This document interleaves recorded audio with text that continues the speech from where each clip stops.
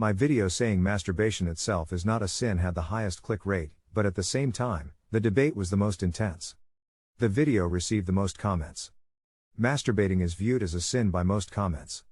As a result, I made a video explaining why masturbation itself is not a sin. This video is based on a book written by a Korean theology professor. In the coming days, I will examine masturbation in many ways based on the professor's book. There will be a long journey ahead. Currently, you may not be able to find the answer you are looking for. However, I hope you will be patient. It is hard for me to define masturbation as a sin conclusively. As a Christian, I spent quite a bit of time studying divorce and remarriage. Theologians, however, hold different opinions. Theoretically, there are three main theories. In the first place, one can argue that Christians should never divorce and remarry. Second, Christians are unconditionally allowed to divorce and remarry. Thirdly, there is also the argument that divorce and remarriage of Christians is limited. All of them are based on the Bible, but their arguments differ. Christians masturbate similarly. However, I do not consider masturbation of Christians a sin. Finally, it is not important to argue that masturbation is not a sin. It's like I'm pointing my finger at the sun, and you're only looking at my fingers instead of the sun. I'll start talking now, and I'd appreciate your patience as I tell my story. In most cases, Christians who consider masturbation a sin do so because of guilt. Masturbation and guilt have been most analytically explored by Sigmund Freud. In the Oedipus complex, he finds the cause of guilt associated with masturbation. One of the symptoms of neurosis is extreme guilt caused by masturbation, which is caused by the inability to overcome or control the complex. According to Freud, a patient with neurosis was studied in order to explain the results of the study. The underlying fantasy Oedipus complex, although unconscious, is associated with this guilt, not adolescent masturbation. Criticism of Freudian theory. There are four ways to explain Freud's argument. To begin with, masturbation and guilt in childhood are the causes of guilt during puberty and subsequent masturbation. A second reason is that masturbation during phallic stage is a reflection of Oedipus complex, and children fulfill their sexual desires through masturbation because they cannot fulfill their sexual desires for their mothers. Moreover, the child's guilt resulting from masturbation was not a consequence of the act itself, but rather of his sexual imagination. In addition, the Oedipus complex is a sexual and psychological phenomenon that is a common desire for humanity. As you can see, Freud's theory has many objections. The first problem with his theory of human development is that it is too sexual. During the development of children, Freud overestimated the role of sex. It is difficult to apply Freud's research to all children since it is limited to middle-class neurosis at the time of suppressing sex.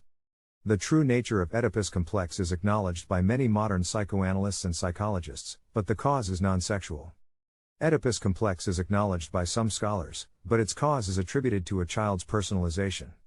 Let me explain why I do not believe Freudian theory. First of all, humans are sexual beings by nature. Unlike excretion, masturbation is not the result of a complex, but a natural behavior. As a child discovers himself or herself, he or she touches his or her genitals out of curiosity, not because of a strong sexual reason. Secondly, a child discovers who he or she is through sex by contacting the object closest to them.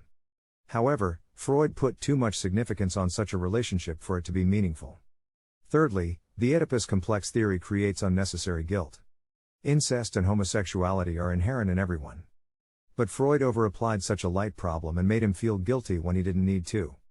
A Korean like me, for example, has experience with public baths. Before entering elementary school, my mother and I went to public baths. It must have been possible for a woman of my age to bathe in a public bathhouse with her father when she was a child.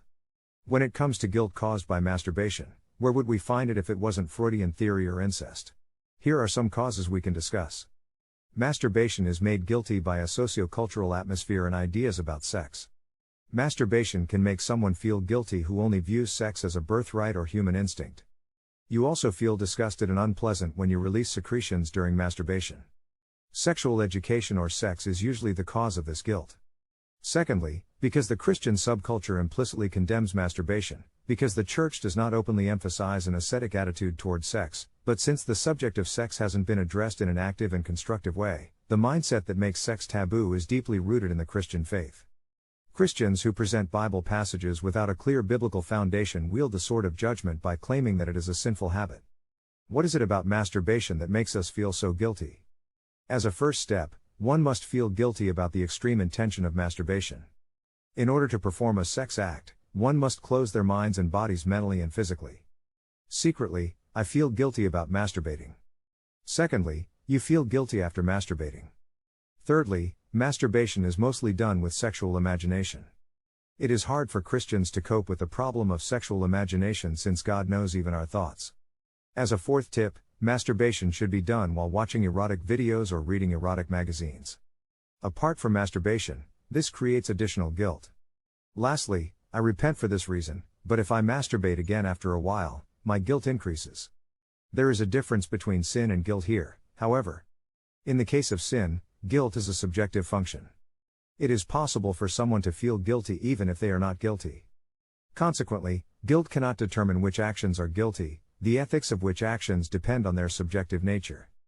Hence, determining whether masturbation is a crime or not requires a biblical assessment of various psychological and situational factors, not guilt before and after masturbation. When considering whether masturbation is guilty or not, we address the most frequent issue of guilt. The first thing I said was that Freud's theory lacks foundation.